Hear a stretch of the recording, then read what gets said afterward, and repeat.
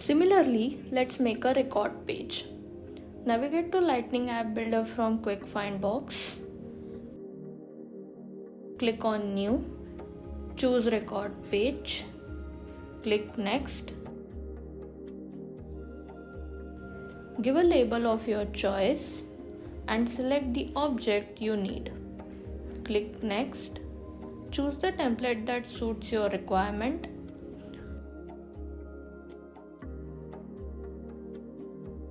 Drag and drop the components you need.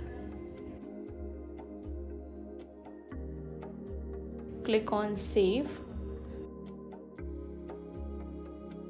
Click on App Default. Select your app.